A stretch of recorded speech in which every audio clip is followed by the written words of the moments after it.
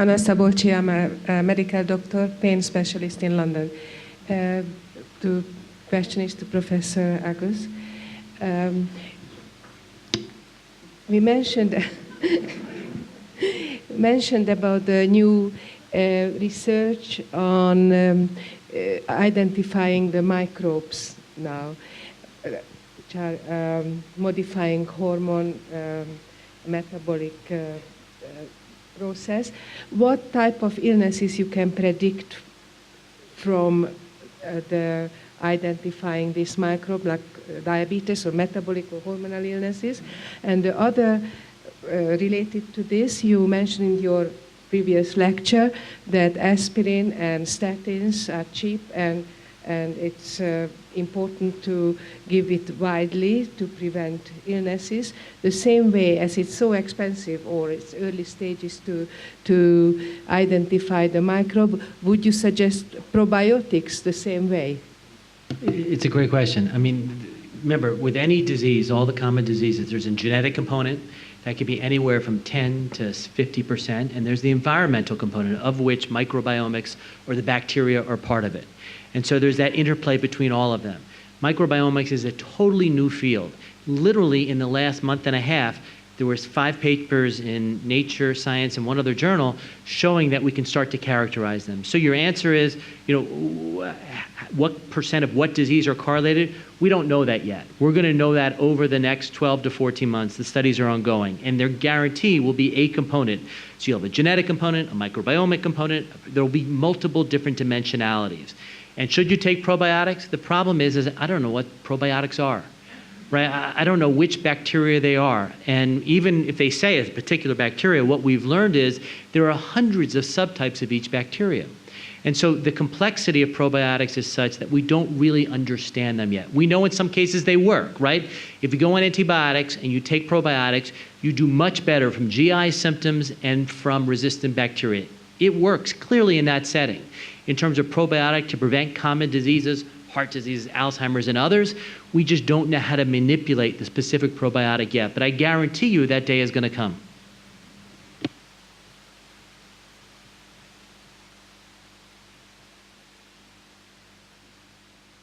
Thank you. My name's Caroline.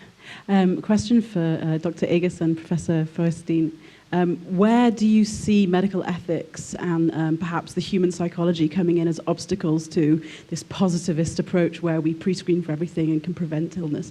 From your example of having a real live heart disease screening and from your examples of preventing diseases before the embryo's out of the womb. Thank you. So it's a fantastic question. I mean, to me, medical ethics is something we need to bring out of the closet and talk about. It's very easy to rub these things under the carpet. Why did stem cells take off? Because our first President Bush, second President Bush was awesome, and he said, I'm going to ban stem cells. Because of that, everybody in developed countries knows what stem cells are. We all talk about them. There was a lot of hope to them. And it's all because Bush tried to outlaw them. He brought the conversation out of the closet, out to the public. We need to make those conversations happen. We have to bring them to each of us so we could debate them and together come up with answers. My take on the ethics issue is that ethics will evolve with society. It does so anyway in every aspect of life. We have different attitudes to segment of population today that have not been there 10 years or 20 years. So ethics is part of what society is about. It has no particular angle to technology because technology and science are totally agnostic to a moral or ethical content. It is society that decides what kind of etiquettes of necessity or unnecessity will be introduced into, for example, synthetic biology. For example, if I have today sitting here as muscle systems that does not allow me to win a marathon championship, okay, I now want to have synthetic biology do the job for me and equip me to fulfill my ambition in that regard. Is it ethical? Are physicians going to fulfill that kind of a wish? Well, there are already drugs on the market and procedures on the market that physicians modify people's ambitions anyway, and society seems to accept it. I think the ethic issue is not an ethic of science and technology because they have nothing to do with it. It's what society will do to their interest in health and progress in any particular area as it is in other parts of life. Yeah, but it's also education, right? If I gave you growth hormone to a 70-year-old, they're going to look better, they're going to feel better. Their friends are going to go up and say, you look awesome. And so that 70-year-old says, I want to look better, I'm going to inject myself with growth hormone. There were $2 billion sold in the United States doing that last year, by the way. Those people will live on average 12 years shorter. So again, it's what's your metric? It's what are you following long term, and education's a big component. I mean, I was thinking about the barriers of a woman getting breast screening for the gene for breast cancer. She might be able to know, but she might not want to know. And how does that put an obstacle in your way for preventing disease? You look at the data, and study after study, people who know have a better outcome. So that's been shown with Alzheimer's, and that's been shown with breast cancer. They actually feel better knowing. Every woman with a genetic risk of breast cancer has a family member who's had breast cancer. So in the back of their mind, they're worried about it. When you start to do the test, they're empowered. If they have it, they can do something about it. They can work for a cure. They can raise money. They can have prophylactic medications. If they don't have it, they feel relieved. But in both cases, I think they do better. Concern of ethics is important because you say, if somebody knows that you have a predisposition and risk, he can decide that you are not employable, can decide that you are not fit to a certain job. Well, but that's not true. I mean, there's a Genetic Non-Discrimination Act that was passed by President Bush. One of the few things, again, he did that was very positive. And so that's outlawed now in the United States. There is yet to be a case in the world based on that. Hi, my name is Ariel Beery. I'm in the business of training social entrepreneurs. And I was very fascinated by Professor Kotegal, by your work, and also, but in general, the data component that exists. And you're all here in the state of Israel, which is renowned for its ability to create startups. Particularly those startups are not the deep science and research that all of you are dealing with, but things that take existing data sets and then create apps for them.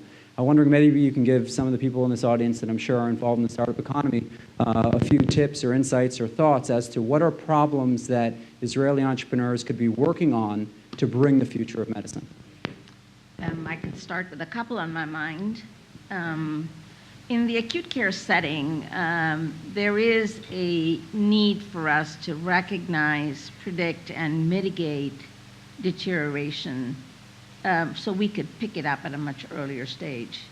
If we look at harm, at least in hospitals across the United States, and I believe that it would look very similar here,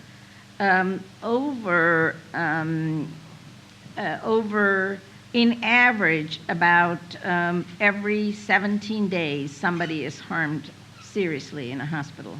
And by seriously, I mean they either suffer death or significant harm. Of those, about 60% are related to deteriorating conditions that are not picked up. So a very important piece of information is really figuring out how we recognize, through using the EMR, some of those situations. I think another important one is the one I referred to around applications for passive patient-reported outcomes. How can we collectively harness the knowledge that allow us to look at precursors and pre-disease states? I just stopped with two of them because I think there are lots of other examples.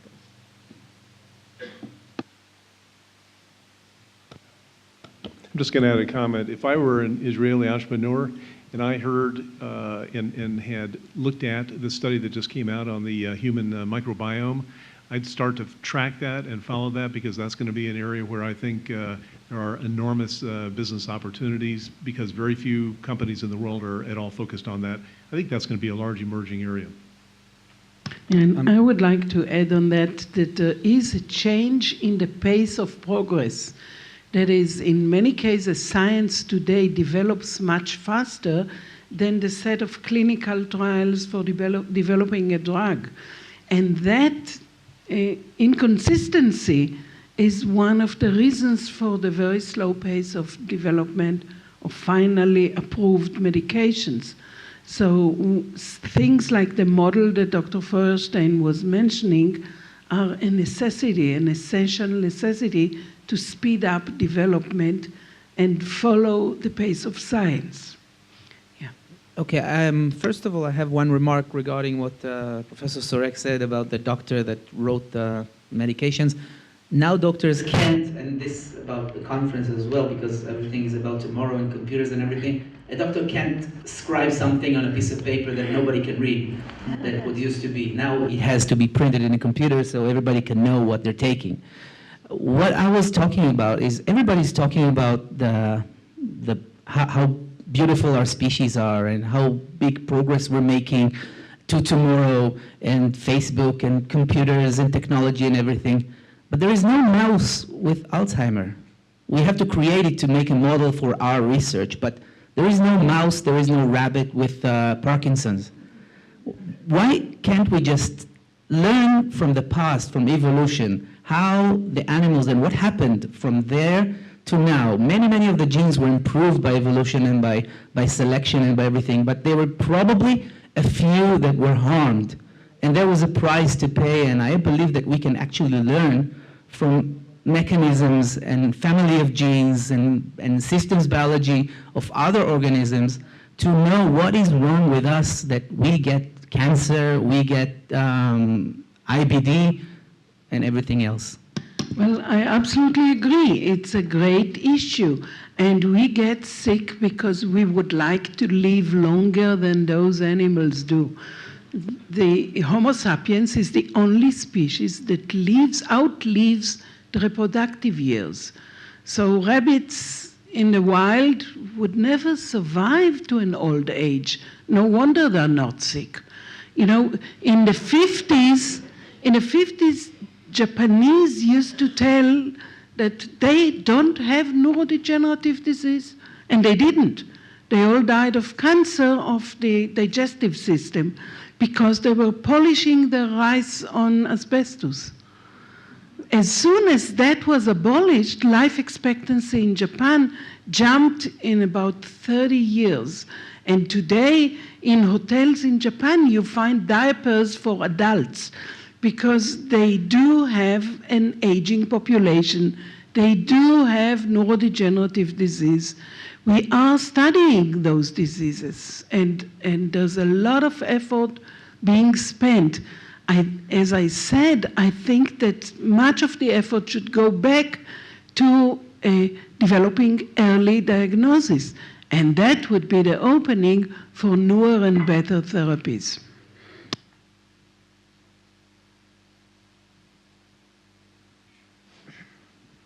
Hi, my name is Aaron Goldenberg from Florida, and I'm on the MSAP program, Career Israel.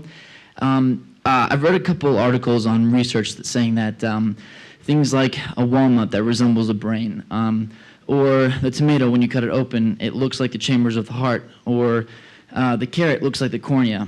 And when you consume those things, it seems to help with brain function or your heart. Are you guys doing any kind of research taking clues from nature and applying it to your own projects? I can take that briefly to say a couple of people are concerned between the congruency of the human disease and biology and modeling that are being used to study human disease, and that's clearly a gap and a concern. Every scientist in biology has that issue to deal with. So there are, as has been said, ethical limitation of what you can do either on humans and on animals too. And that clearly slows down and impedes the ability to get a more precise solution or insights on what human disease and biology are about. But for your specific question, we learned about the way neurons, for example, die. Originally, the phenomenon of apoptosis was discovered in an earthworm, and that laid out really a very intense research on what's called programmed cell death. And there are certain earthworms where you can know exactly the date since birth and the time in the day where a certain neuron will die, because it's programmed within that animal. And that phenomenon of how cell can die by their own internal mechanism inside the cells, and how activation of those mechanisms define the fate of the cell are well known, and all that knowledge has come from a very primitive so-called organism, and drugs that are intervening with that process are being actually produced. So it's a good question, and how to translate into the human situation and test it and then produce long-term clinical prospective studies is a huge challenge, again, primarily because of economy reasons.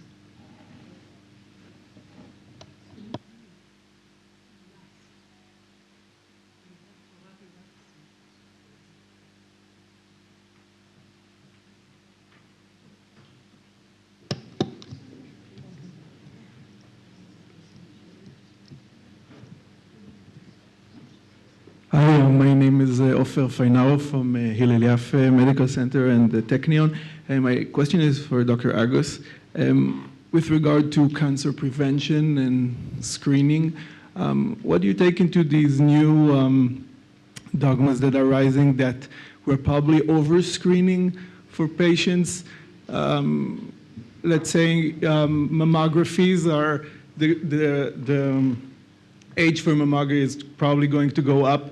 We're detecting too many early diseases, and we don't really know what would happen if we would not treat them. Let's say if we take biopsies of thyroid glands from people who died from any other causes or motor vehicle accidents, we can see that 90% of these thyroids have small tumors. So are we focusing too much on early detection, but rather than moving on to managing cancer, making it a chronic disease, the ideas of Dr. Folkman, the late Dr. Folkman? It's a brilliant question. And so there was a study done in New England Journal of Medicine where they took 6,000 men and they said, get a PSA test every year, get an exam every year, and 6,000 said, do whatever you want. At the end of 6 years, there was no statistical survival advantage, and therefore the US government said, throw out screening, we don't need to do it. What they didn't realize is that 74% of people in the do whatever you want arm got tested every year. Certainly, we overtreat cancer. The other side is countries that screen for prostate cancer, for example, have half the death rate from prostate cancer at countries that don't. Since we started screening in the United States, death rate is down 47%. 35% of prostate cancers don't need to be treated. Clearly, we know the biology. Same is true for thyroid cancer and some breast cancers. So the argument shouldn't be throw out the baby with the bathwater and stop screening. The argument should be let's use art, which is hard because it's not binary, black and white, and we can diagnose cancer that we don't need to treat. I've got 1,100 patients in our clinic with prostate cancer we haven't treated that we're following actively. We call active surveillance. Right now, Korea, the highest incidence of thyroid cancer in the world. Why? Because it's the highest incidence of plastic surgery in the world, and they examine the thyroid all the time, and they find lots of cancers. Do they need to treat most of them? As you alluded to, no. But the art is knowing when to treat. I'd like to address that point maybe from a very different angle, not necessarily contrarian, but from a scientific point to say that everybody who walked to this hall looked in a certain way, and when you walk out of the hall, you will think that you are the same.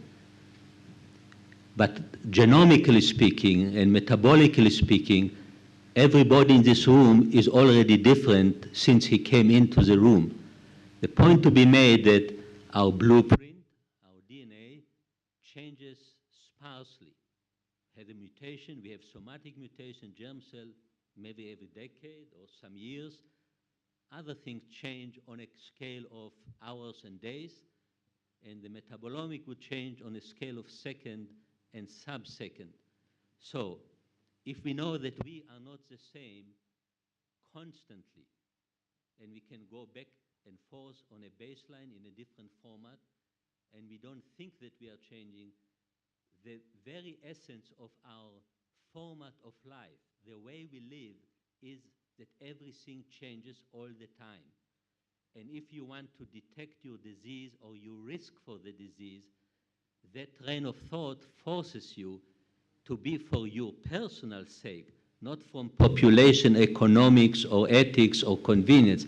From your personal situation, you want to be checked as soon as you can, all the time, because you do not know when you will get a certain mutation. You will not know when your proneness for cancer has incurred an additional critical event that will make you now a cancer patient.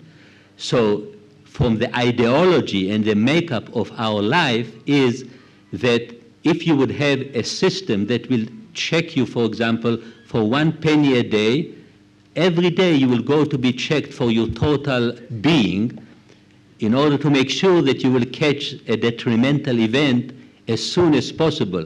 It's not practical.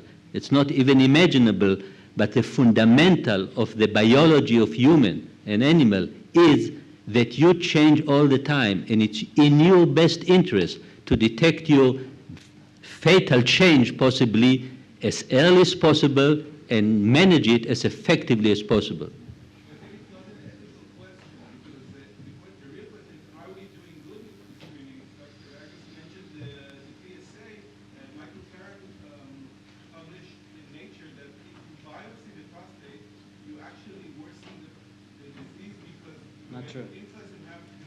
Not true. Not true. Not true. That's been proven wrong. Conclude with conclusion that not everything that we read is true. And that we're going to change. Thank you for being here.